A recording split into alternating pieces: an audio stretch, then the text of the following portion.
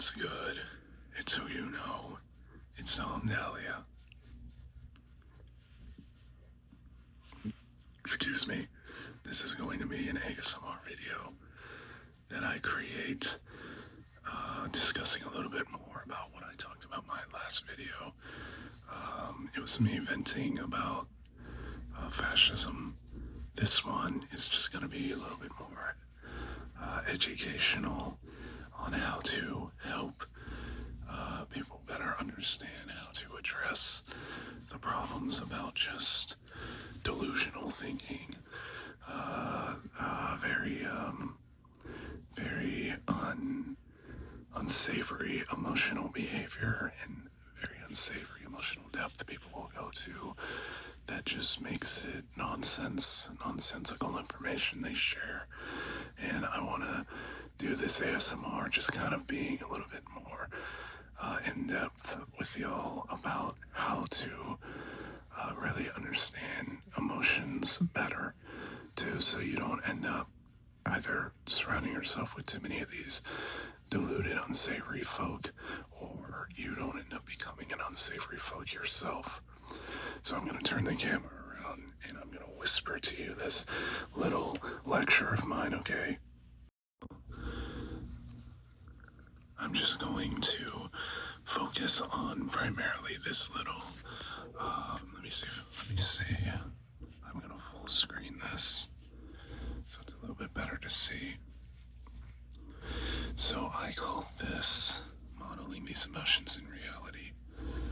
The point of this little demonstration that I created was to gift a little bit more insight to how one truly better communicates their emotions in a way that doesn't become, as I say, unsavory or diluted or just very incoherent, in a way that just makes it very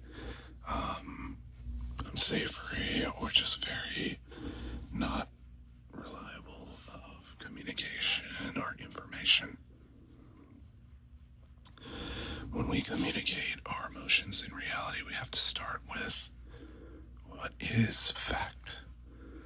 So we have factual people a lot of times in life that are really good at being able to describe this really well.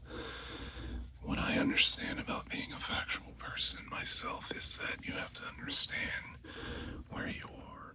So practice voicing your understanding of where you live.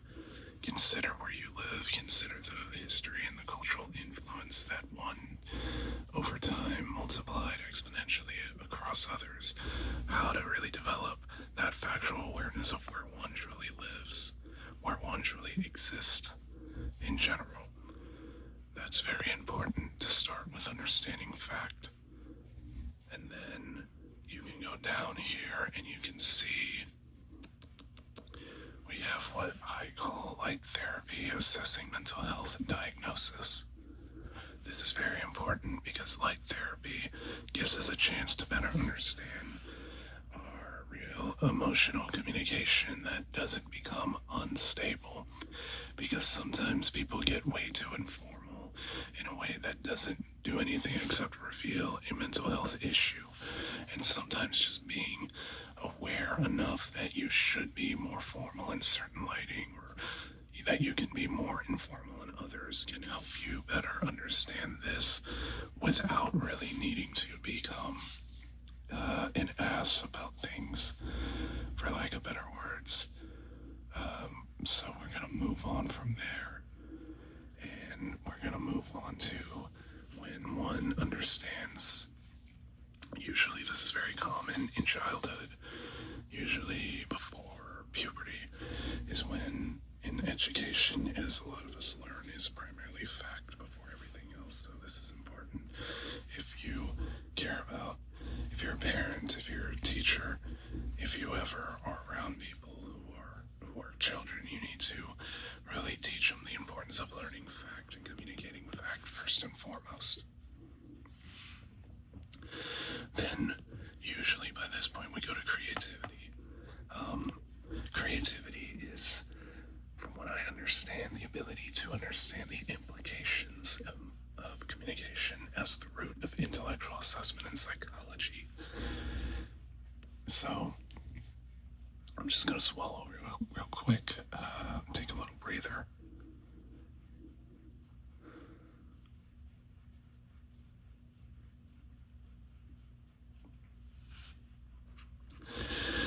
So, with psychology, a lot of times it's our understanding of how people imply and catching on to those implications that helps us better understand one's true IQ or intellect.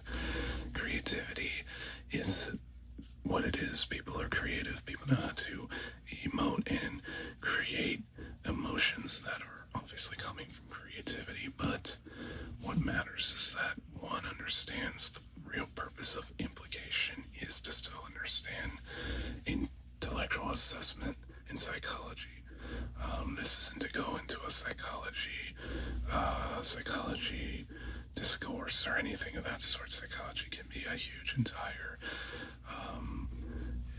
major and degree, even in of itself, an entire doctorate that goes into this. But for just the purpose of what I'm discussing about with creativity and how creativity is truly the mode of existence that allows us to imply things to begin with. This is what gives us our understanding of what implication is really about. Then, as we get older, we start seeing sex psychology as intellectual measurement in the secular world. This is important to understand that as we become adults, sex becomes in the secular world, becomes a very prominent means of how we really start measuring intelligence. So we start out with assessing intelligence with implication, usually before adulthood. So especially when people are in about teenage years, adolescence, this is going to become more prominent of a thing to discuss. If you're again a parent or a teacher, you need to know how to explain the purpose of creativity better. And that when they become adults, they're going to really have to accept that truly intelligence starts becoming more and more measured by sex psychology in of itself, the ability for one to prove what they really know about sex. The more one knows, the smarter that becomes. In the secular world, in adulthood, the main implication that person really is smarter than others who don't really know that much about true sex, such as sex health, sex positions, things of that sort. Then we go down to occupational development. This is when we establish an understanding of how one looks to be able to better understand his or her job occupation better, as far as what they're modeling in regards to their job. This is going to be prominent, especially in adulthood, when people start really developing jobs that say they've usually with actual careers. This is when it's most prominent. If you're just talking about a job, a wage job, this can absolutely be enough in of itself for people who just work in a wage-driven job that doesn't necessarily dictate that it's a career in of itself. But the point is to say, by the time you become about occupational development, you become very prominently associated as you know what fact is, you know what creativity is, and therefore, and you know all that it entails to get you to understand what career building, what actual career building you should be doing yourself for yourself. What career should you ideally pursue, given what you know about what your personality here you really are more of. Then we move on to dating thresholds trigger unique consequentialism. This is very important that one really knows how important it is to say that before we can even get to understanding philosophy and life, before I go into all that, it's very important that we understand that the threshold that triggers our unique need to concern about philosophy, period, is through this dating threshold. How much have you really dated people in life? How many people have you dated? I mean, that really triggers this need for consequentialism. Again, this is under the assumption that If you are in the secular world, then this absolutely becomes a very prominent part for a lot of people to need this threshold to be understood that you need to have enough social experience, such as dating, to really develop an actual call to action for philosophy. So you could be someone where you only need to date one person to become a philosopher, or maybe two or three. It depends on really kind of at this point in your journey what you know about yourself to say, that you seem to really be someone that knows when really you do care about consequentialism or philosophy. So after we get past this threshold of someone's, we move on to philosophy. Our ability to understand philosophy is that philosophy is like a tree of life that has a lot of different branches to it. But to give basically a quick rundown of what philosophy can be comprised of in the modern world is comprised of mental health, religion, belief, politics, diversification, and media. When consequentialism is triggered in us, we have a desire to go and study and pursue more of one of these five areas. A lot of times it's usually just one of these areas. I have never met someone that can really say they have concern about philosophy that much to concern about all five of these subject matters. I've never met someone who can really say they pass this trigger, this threshold, in concern about more than mental health, or more than religion or belief, or more than politics, or more than diversification, or more than media.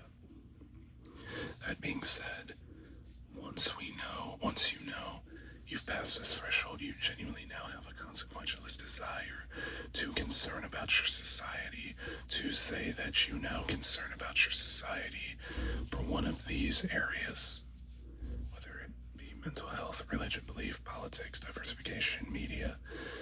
This traces back down here to what we know philosophy becomes, which is bias. Once philosophy is truly a justification for his or her own bias, okay? And then that bias goes back to occupational development, and it creates this sort of feedback loop, this feedback that says you've created this unique stream of electricity that is constantly going into a circular, or in this circumstance, a square loop that says your bias, you are justifying your need for bias to further develop on your career or your occupation.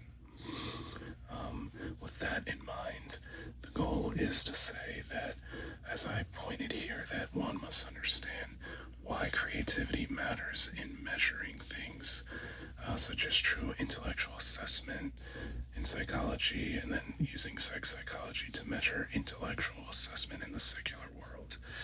Because creativity is meant to ensure bias of fact. Okay, that's what bias is it's using fact to further justify certain type of fact, developing more in your occupation, developing more in your job, expanding more in your job, expanding more in your career, how you're using certain particularly biased fact, or fact that just says you prefer certain types of information to grow yourself in a certain job or a certain career, is that bias of fact justifies a social cultural movement. Okay, so bias in philosophy increases because intellect has decreased, because it's assessed in psychology in childhood and then measured in sex psychology in adulthood. So what I mean to say here, as just a quick note to myself, is that bias, ultimately, the more one concerns about this, the more everything here kind of drops, okay? People have a tendency, as I've met in life, to prove if they're really about philosophy. They don't care to say they're really that smart of a person, all right? They don't usually care to say they're even really creative people to begin with. A lot of times, if people really concern to develop bias in their job and their occupation, they've really let go of the need to say that they defend this idea of fact truly being a more neutral thing. As we can see here, if you see this line is kind of like neutrality, and everything here kind of like says where the information here starts proving when fact is truly no longer just neutrality anymore, when creativity is no longer just neutrality anymore, when philosophy is no longer just neutrality anymore, but truly becomes bias that increases one's desire to change things about their occupation more. Usually, a lot of times, people use bias to make their occupation harder, to make it more difficult, to create more barriers to entry for their job. One second. Which is okay. It's okay to want to say if you've developed a career and you want to prove you are truly trying to respect that it should be able to keep up with an ever-changing, ever-growing society that needs to be able to keep up with barriers to entry to make the job more legitimate, the career more legitimate, more realistic, then yeah, that is what bias is for. That's what philosophy is for, is to help add realism to occupation. But again, a lot of times, like I've said, one of the biggest things that happens here about narcissism is that people tend to try to develop this before they've even done this, before they've even really triggered a unique consequentialism inside them. They haven't really triggered this. They haven't socialized enough. They haven't dated enough people to really say they really have a philosophical drive to even build onto the career that they have or the job they have. And if it's not that, it's they create some infighting. I've met a lot of people in my life where they use religion, to assume it's the same as diversification. Or they use politics to, again, assume it's the same as diversification. Or media to assume it's the same as diversification, or even mental health. One thing that people need to remember is that real personality comes from these three areas of emotion: fact, creativity, philosophy. Not this, not this, basically not this, not any of this really is anything more than justifying bias. And so a lot of times when people don't know how to validate that they're doing any of this for just what it is, purely mental health, purely for mental health, religion, belief, purely for religion and belief, politics for purely politics, diversification for purely diversification, media for purely media. A lot of times narcissists don't know how to keep it truly as what they originally wanted it to be about. And so a lot of times this fails. Bias doesn't actually improve a job, usually because they just won't stop confusing really what their purpose of philosophy really is in usually their occupation. Philosophy in of itself, when people try to utilize it to make bias, to make their job harder, they don't actually a lot of times socially make sense. And you can tell that if they just don't socially make sense with it, chances are this was never reached. Chances are this threshold was never reached. I hope that gives a little bit more insight to really how one can better grow and again understand how things such as like personality has nothing to do with immediately a bias. Even philosophy, even though philosophy is in fact emotion, if this doesn't make sense with this, it purely is just emotion. It's not anything related to this at all. Creativity, again, is, again, emotion in of itself, and so is fact. This is all personality. This isn't personality. This is purely just a branch of personality that oftentimes is meant to be bias that goes into occupation.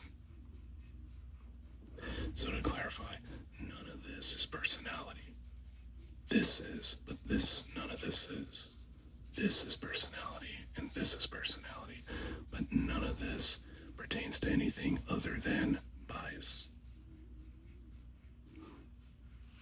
Thank you so much for paying attention to my little lecture tonight. I hope you really enjoyed learning something unique. And thank you so much for listening to this ASMR. I really appreciate everyone who likes my music. I've been working on some audio remixing and remastering, and I'm really happy with the process.